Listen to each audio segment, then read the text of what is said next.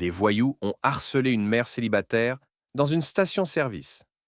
Mais des bikers sont arrivés. Sur la route de Lyon, le soleil tombait lentement derrière les champs. Une station-service isolée, un peu usée, brillait sous la lumière des néons. Il était presque 22 heures. Une femme se gara, sortit de sa voiture avec un soupir. Elle s'appelait Clara Morel, 34 ans, mère célibataire d'un petit garçon de 7 ans endormi à l'arrière. Elle venait de finir un double service à l'hôpital, épuisée mais soulagée de rentrer enfin chez elle. Mais cette halte de 5 minutes allait se transformer en cauchemar, avant de devenir une leçon de courage que personne n'oublierait. Bonne-toi si tu crois que la vraie force n'a rien à voir avec les muscles. Mets un like si tu penses que la dignité d'une femme n'est pas négociable. Clara gara sa petite Peugeot près des pompes. Le moteur vibra un instant, puis s'éteignit dans un silence total. Le parking était presque vide. Juste un vieux camion sur le côté et deux motos garées près de la boutique, sans leur propriétaire. Elle sortit, rabattit sa veste et glissa la carte dans la pompe automatique. Le vent froid lui fouetta le visage. Derrière elle, trois silhouettes sortirent d'une voiture sombre, moteur encore allumé. Trois hommes jeunes, bruyants, ricanants. Ils portaient des blousons de sport, des chaînes épaisses autour du cou et une arrogance qui se sentait à 10 mètres. « Eh bien, regarde-moi ça », fit l'un d'eux. Une belle petite infirmière toute seule sur la route. « Avec un gosse », ajouta un autre. « La nuit, c'est dangereux, non ?» Clara fit semblant de ne pas entendre, se concentrant sur la pompe. « Pas de panique. Reste calme. Termine vite. »« Oh, tu fais la sourde !» cria le premier. « On te parle, princesse. » Un rire éclata, gras, vulgaire. Le troisième s'approcha, tournant autour d'elle comme un vautour. « C'est pas prudent, une femme seule. On pourrait t'aider, tu sais. » Clara serra les dents. « Merci, mais je n'ai besoin de rien. »« Oh, t'as entendu, Nico? Elle n'a pas besoin d'aide. Elle croit qu'elle est forte. » Le ton monta d'un cran. L'homme fit un pas de plus, trop près. Clara recula d'instinct. « Reculez, dit-elle fermement. Mon fils dort dans la voiture. »« Oh, t'inquiète, on va pas le réveiller, répondit le plus grand en riant. Un autre siffla, un sifflement de prédateur. La peur monta en elle comme une vague glacée. Elle chercha du regard une issue, un témoin, n'importe qui. Mais la station semblait déserte. Le caissier derrière la vitre la vit, puis détourna les yeux.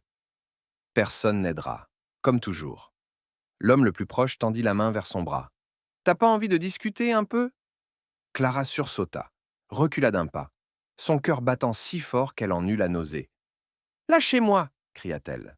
« Eh oh, calme-toi, on rigole » répondit-il en ricanant. Mais son rire s'arrêta net. Un bruit monta du fond de la route, un grondement grave, continu, qui fit vibrer l'air.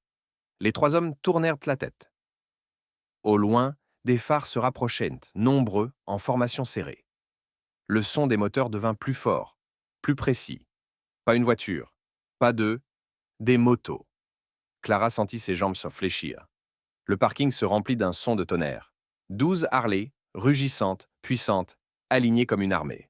Elles se garèrent en cercle, les phares illuminant la scène. Les trois hommes se figèrent, soudain silencieux. Les moteurs s'éteignirent un à un, dans une cadence presque militaire.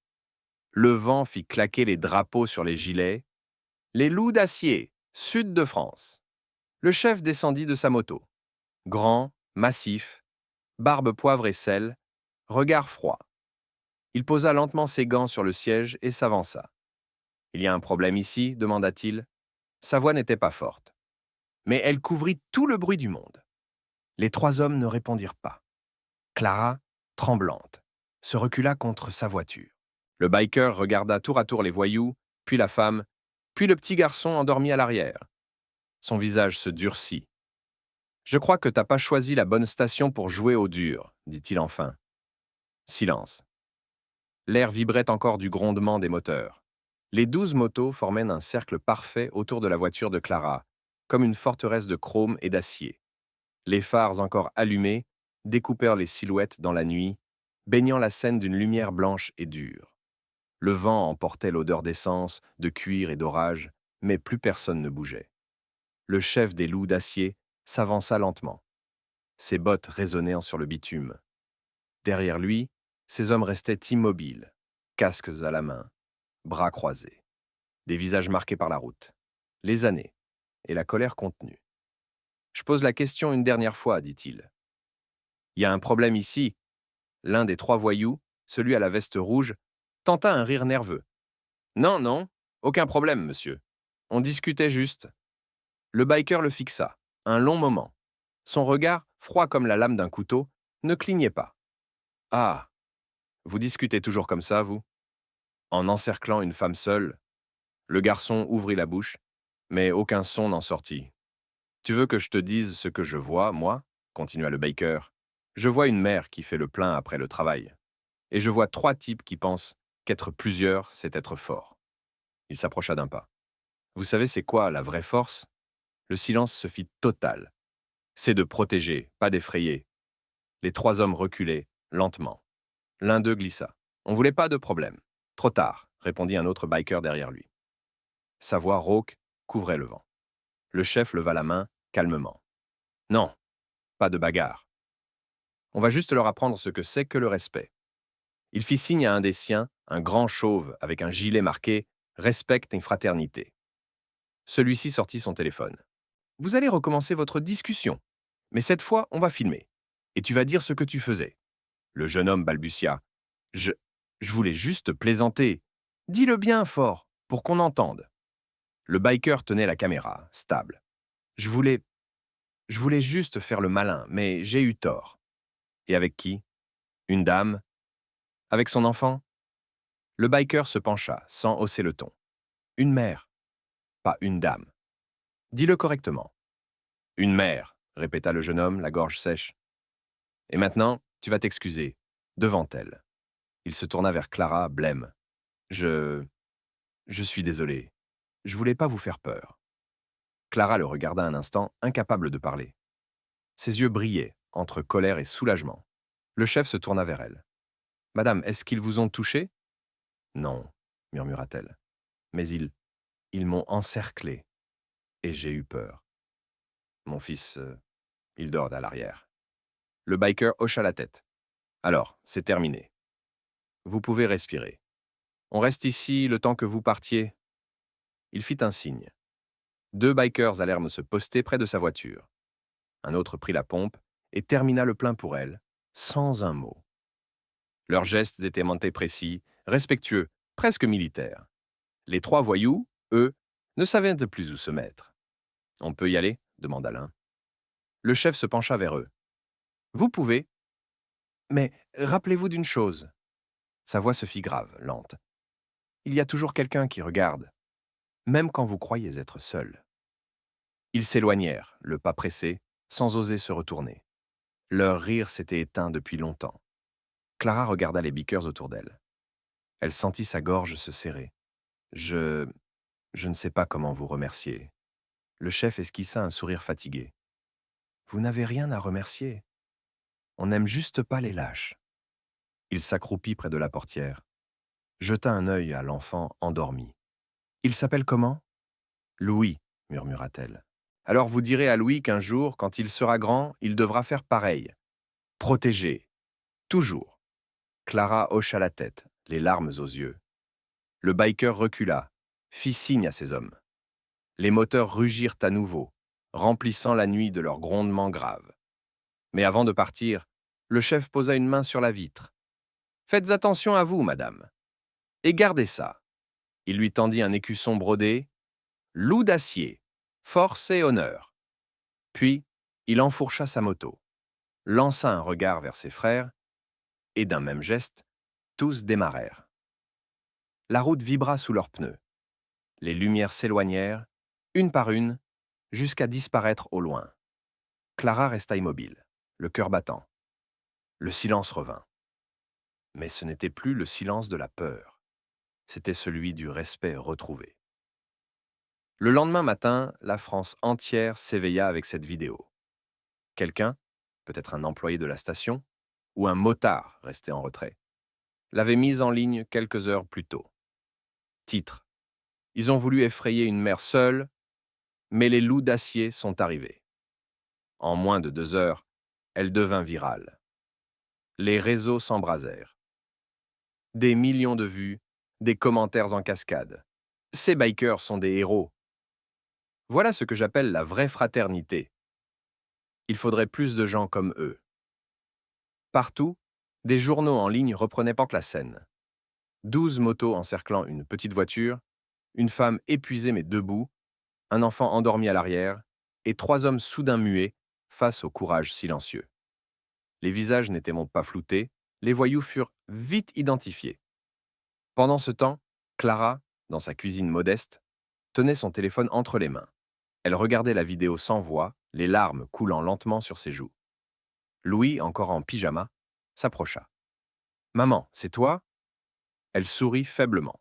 « Oui, mon cœur. »« Et c'est les motards, là ? Ils sont gentils ?»« Oui, très gentils. » Il hocha la tête, fasciné. « Alors moi aussi, quand je serai grand, je protégerai les gens.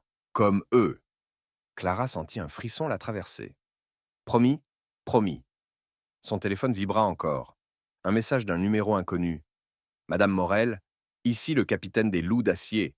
On voulait juste savoir si vous alliez bien. » On ne voulait pas de bruit autour de cette histoire, mais on est content que tout se soit bien fini.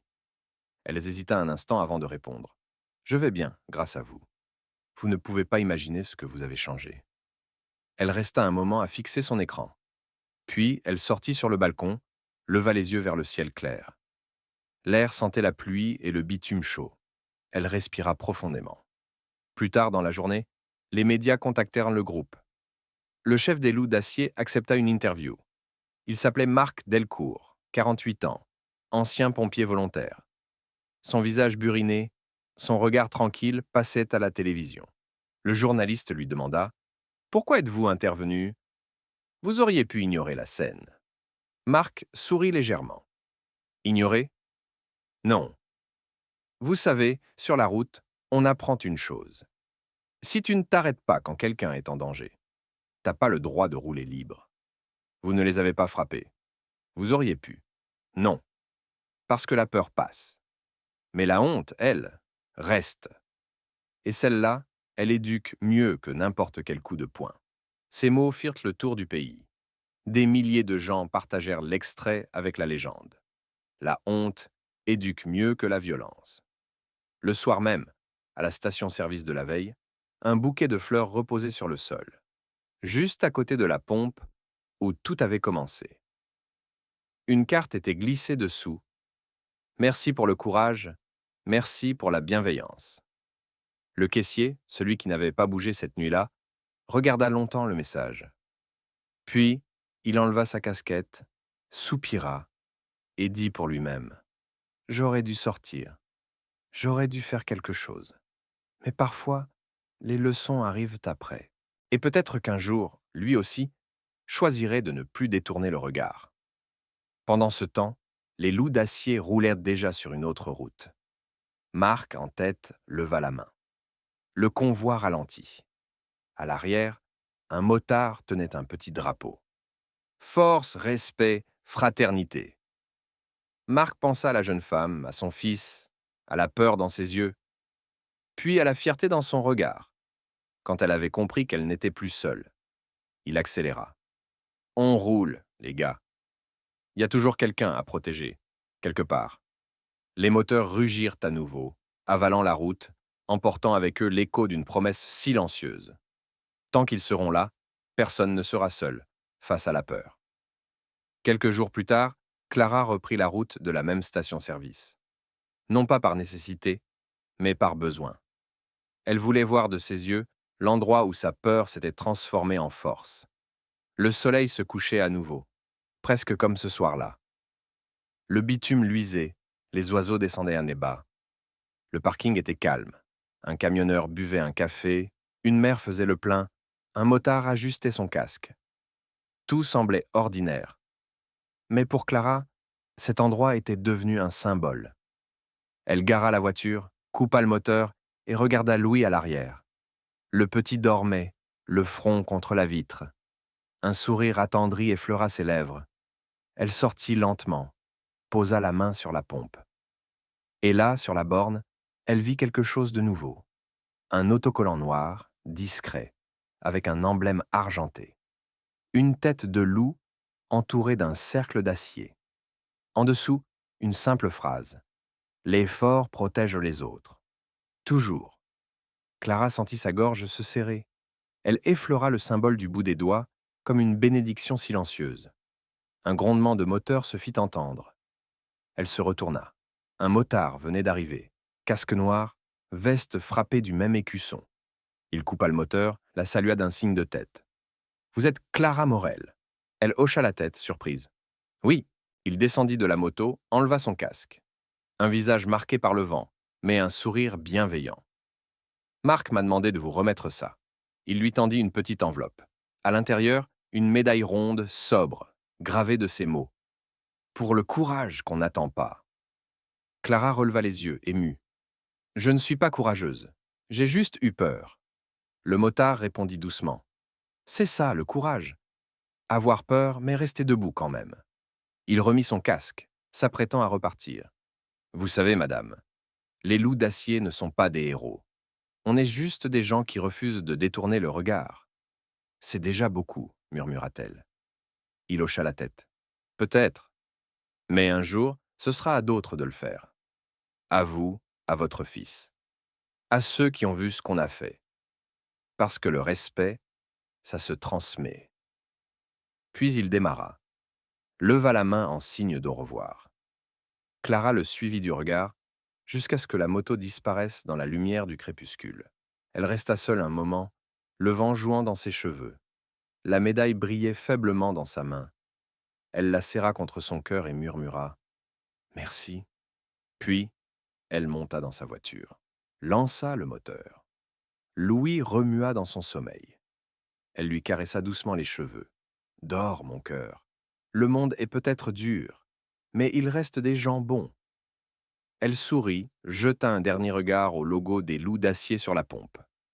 Et quand elle reprit la route, le ciel derrière elle s'embrasait d'orange et d'or. Le même feu que celui qu'elle sentait désormais en elle. La certitude que plus jamais, elle n'aurait honte d'avoir eu peur. Le courage n'est pas de ne jamais trembler, c'est de tenir debout quand tout en toi voudrait fuir. Et parfois, la force vient de là où on ne l'attend pas, d'un rugissement de moteur, d'un regard silencieux, d'un simple geste d'un inconnu. La vraie fraternité, c'est ça, se lever quand les autres baissent les yeux. Abonne-toi si tu crois que la bienveillance est plus forte que la peur. Écris en commentaire « Histoire de Dim ». Si toi aussi tu veux d'un monde où les forts protègent les plus vulnérables. Et partage cette histoire, pour que personne n'oublie que la peur peut changer le monde, quand quelqu'un décide d'y répondre par le courage.